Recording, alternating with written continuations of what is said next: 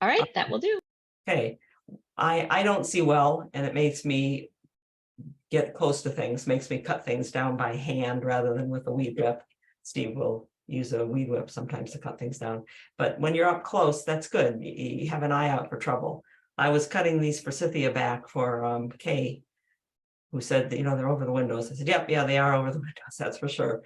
And I noticed crown gall on them. I said, oh, look, forsythia can get crown gall too.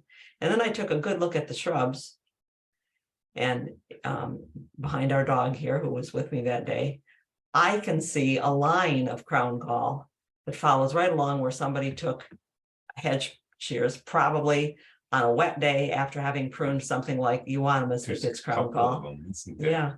So if you look, see the crown gall there and there, farther back, and there, and there, and there, and there.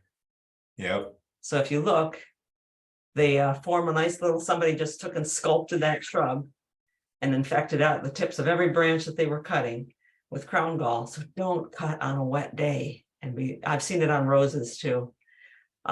Phlox is something that I see people a lot in the spring going, oh, you look nice now, no, you're fine. If you're creeping phlox, looks like this in the spring, where you say, oh, it's okay, it probably blooms all right. And then it gets all dried out and dead in spaces or almost entirely in the summertime. Take a look at the roots. Creeping phlox is susceptible to a nematode, not a beneficial nematode, but a nematode that gets in and causes gall-like growths on the roots and on the stems that impede the plant's ability to take up nutrients, particularly water and nutrients when it's hot.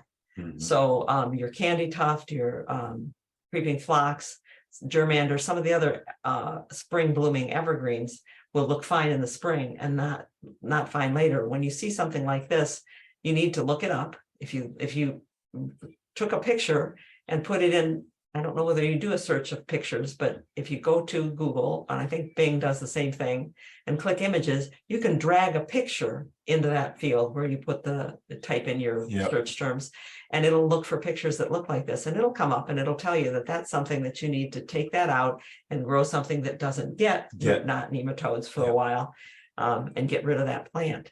But you're going to find these things when you go looking for them. This is a Caryopteris. I like blue mist spirea quite a bit, but it is being overwhelmed by the vinca around it.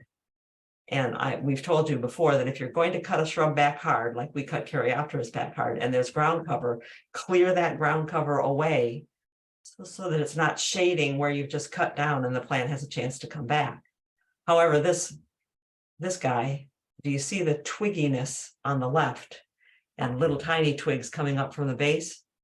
This Caryopteris isn't growing right. It's growing weird structures. Witches' brooms. This has eriophyid mites attacking it. Another pest that can get into a lot of different plants and not something you want to keep around. So when you see something that looks wrong, don't tell yourself, well, it's probably okay. Take a picture of it. Mark it down someplace so that you can figure out what it is and do something to either correct it or at least keep it from becoming more of a problem than it is. We tried to show you on a winter color boxwood the other day what mite damage on boxwood looks like. Kind of looks like something's been scraping that leaf, and that's just what the mites are doing. They're scratching and scraping on the leaf. In Peggy's garden, cutting down the grasses in March, which, by the way, you don't have to stuff in bags. They're hard to stuff in bags, these big grasses. You can just put string on the ground and bundle them. Yep. They bundle just like hay or straw does.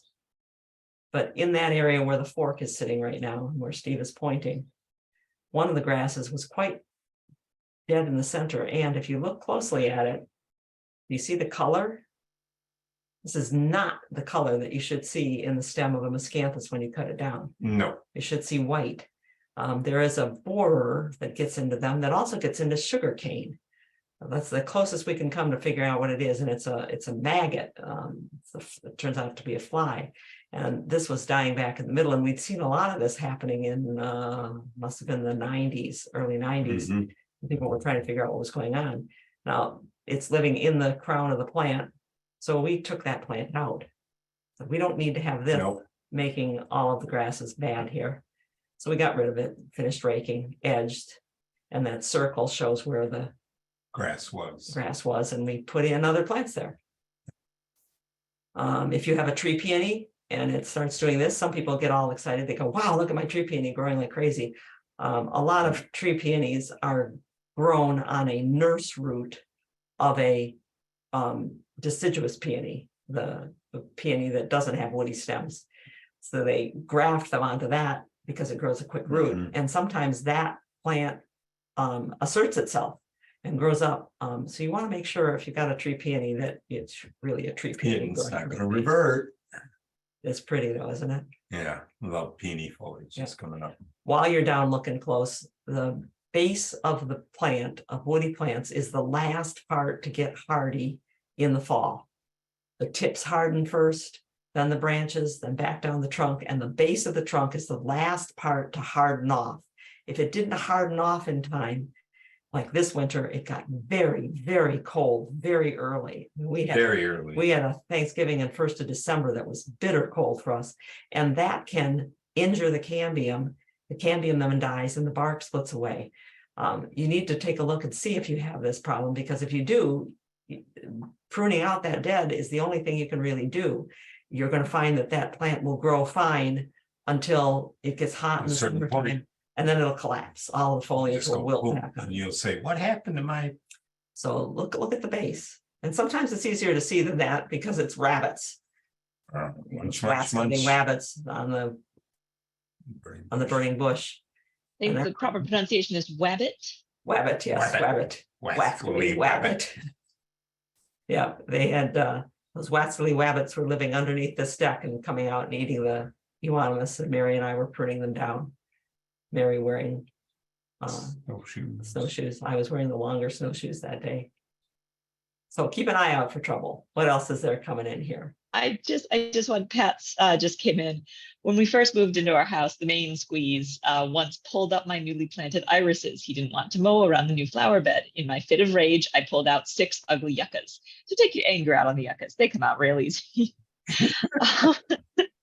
But Donna had asked about would you dig it back as far as possible and then put Roundup on the cut stem? Would that kill the roots? I said I gave our standard disclaimer about if you don't absolutely need to use Roundup, don't use the Roundup. But I was curious, does Roundup uptake through the roots, or is it exclusively or primarily foliar? The action, the mode of action of Roundup, of glyphosate, is through the photosynthetic cells. So it's through the green tissue. There can be some uptake through the green stem. So there's some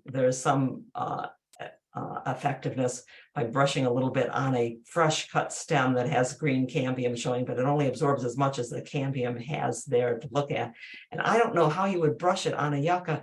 When I dig a yucca out, I'm digging out 10 or 12 inches of root. And am I going to now go down 10 or 12 inches into the soil and brush something on top of a dirty root? I don't know. It would be more effective to watch for the shoots that come up, let that root waste energy sending a shoot up, and then apply a Roundup to the shoot that comes up, or Yeah. break the shoot off. Just keep breaking it off. you starve the root out.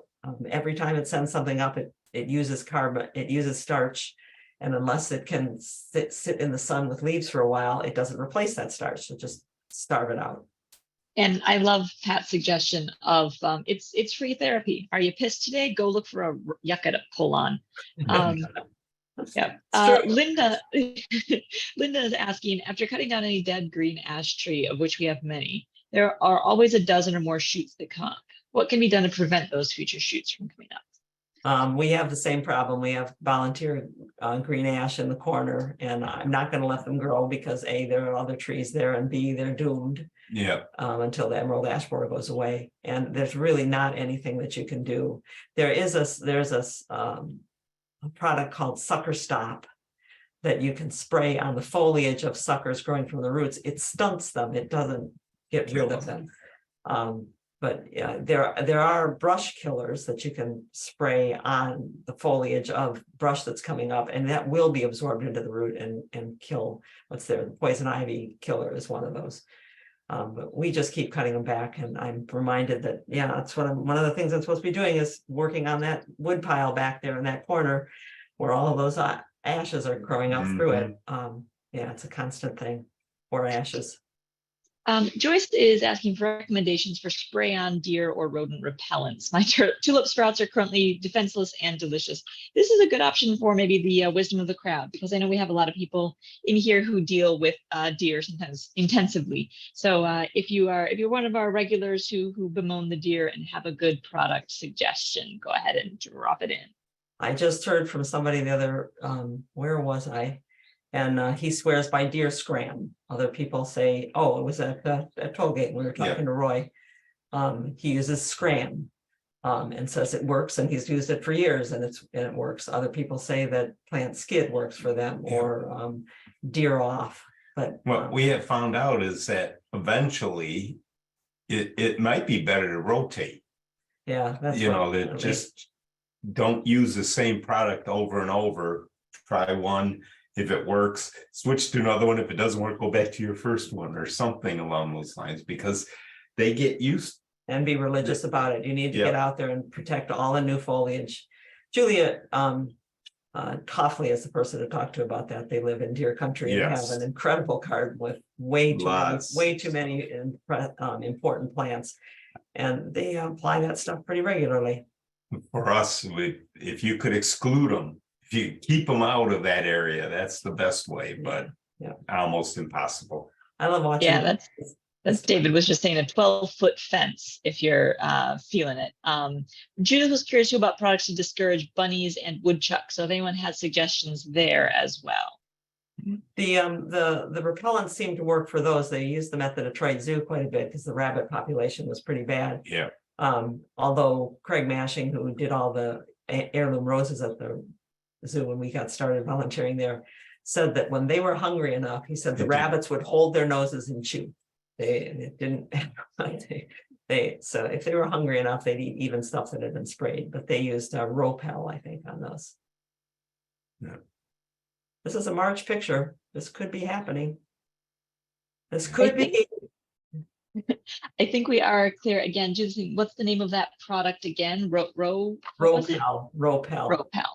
Yeah. It's don't get it on your hands and then sit down to eat your sandwich. No. None of those don't get on your clothes or your hands unless you plan on washing them right away.